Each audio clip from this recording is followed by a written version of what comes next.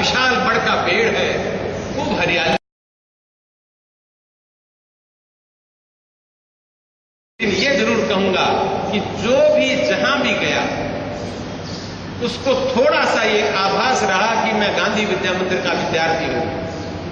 अभी जिस सेमिनार की बात कर रहे थे पाठक जी, उसके पहले एक वर्कशॉप रखा था हमने, जिसमें हमारे कुछ विशिष्ट प्राक्तन छात्र जो थे उनको भी निमंत्रित किया था, जो कहीं वाइस चांसलर थे, कहीं बहुत बड़े विद्वान थे।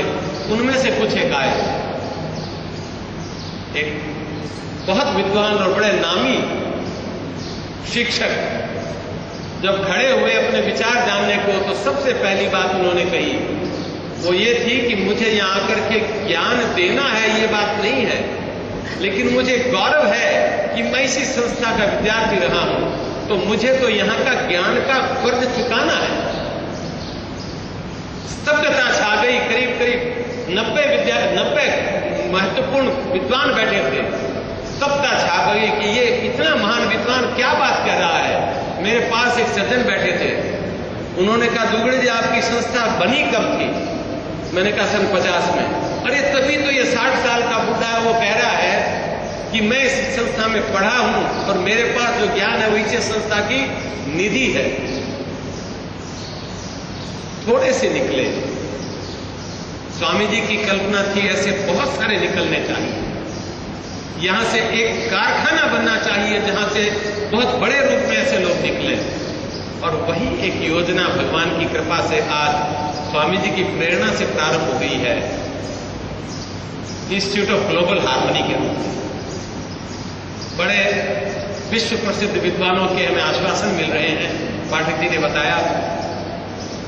और यहां से हम शांति के दूत तैयार करके न केवल शिक्षा के क्षेत्र में, वरन तकनीक के क्षेत्र में, समाज शास्त्र के क्षेत्र में, धर्म के क्षेत्र में, अन्य सारे क्षेत्र, राजनीति के क्षेत्र में, सब जगह हम यहां से ऐसे विद्वान निकालें जो जहां जाएं अपना प्रकाश फैलाएं, दुनिया भर में आ जाएं।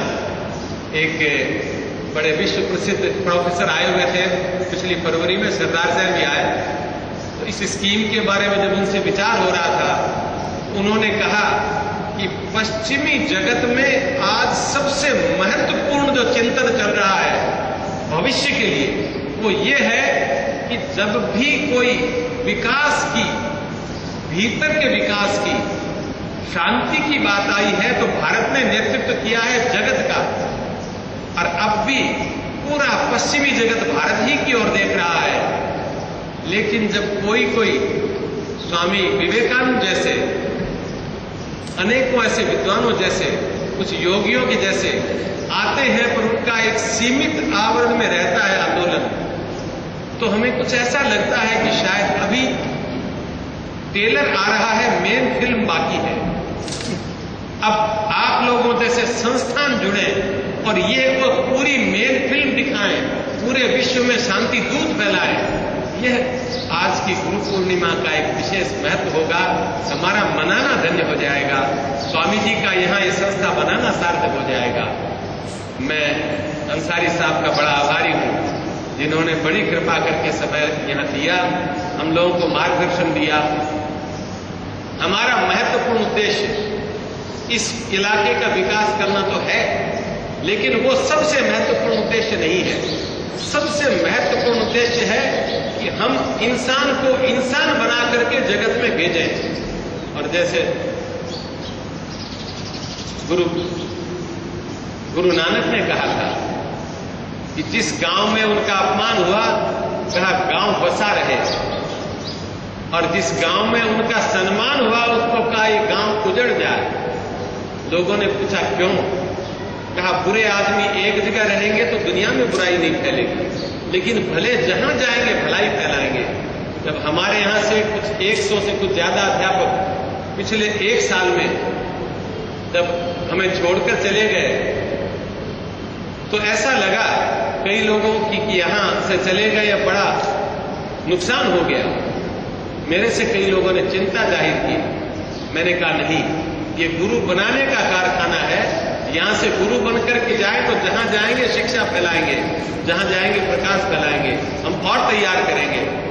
और हमने जो नए आने वाले शिक्षक थे उनकी एक नई ट्रेनिंग शुरू कर दी, उनके वर्कशॉप शुरू हो गए, आगे भी हो जाने वाले हैं। हमारी परंपरा है कि हम गुरुओं को भी गुरुपन की पहले ट्रेनिंग देते हैं, फिर उसके बाद उनको अपने यहाँ शिक्षक बनने देते हैं।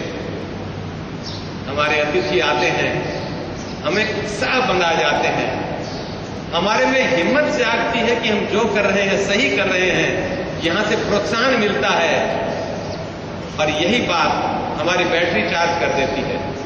सत्र के प्रारंभ में ऐसे चार्जर मिल जाए ना तो मेरे जैसों की तो बैटरी फुल चार्ज हो जाती है। इसी के साथ इन सभी गुरुजनों का और इतिहास के विश्व के सभी उस्तादों का, सभी गुरुओं का, उन गुरुओं का मैं प्रणाम करता हूं जो महर्षि अरविंद के शब्दों में मानवता को पशुता से आगे लाए, लेकिन मानवता को दिव्य मानवता की तरफ ले जाने में जो प्रयासरत हों, जो हमारा साथ दें, उन गुरुओं का, आने वाले गुरुओं का प्रणाम, भूतकाल के सभी गुरुओं का प्रणाम, यहां बैठे हुए सब गुरुओं का प्रणाम और सबसे भाव से प्रणाम पूज्य स्वामी जी का, आगंतुक अतिथियों का धन्यवाद। जय हिंद।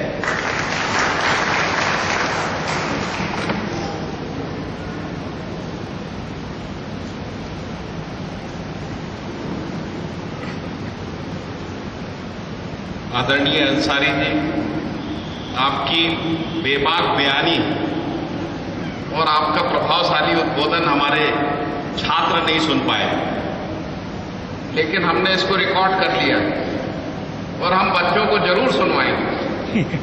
हम चाहते हैं कि आपने जो वक्तव्य दिया है, जो भाव व्यक्त किए, उससे हमारे बच्चों को, हमारे विद्यार्थियों को प्रेरणा मिलना चाहिए।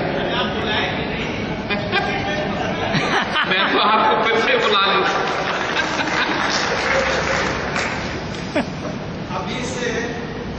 अभी से अतिथि के रूप में नहीं, परिवार के बुजुर्ग के रूप में आपको स्थायी निमंत्रण है। वैसे तो उन्होंने अपनी सेवाएं दे दी हैं तो अब तो वो परिवार के सदस्य हो गए। अब मैं आमंत्रित कर रहा हूं राज्य की प्रशासनिक और न्यायिक सेवाओं में रहे और सेवानिवृत्ति के बाद विश्वविद्यालय में रजिस्ट्रार के पद पे अपनी सेवाएं देने वाले आदरणीय श्री मोहनलाल जी को, जिनसे मैं रोज प्रेरणा लेता हूं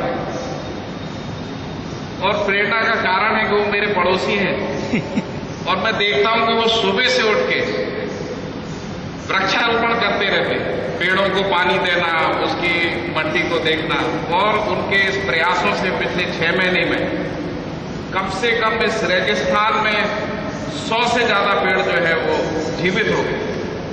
तो मुझे लगता है कि जब भी वो कभी यहां से जाएंगे तो ये पेड़ जो है हमेशा इस संस्थान को याद दिलाते रहेंगे कि उनके पास एक ऐसा पर्यावरण का प्रेमी रजिस्ट्रार जो है सेवा करके गया है।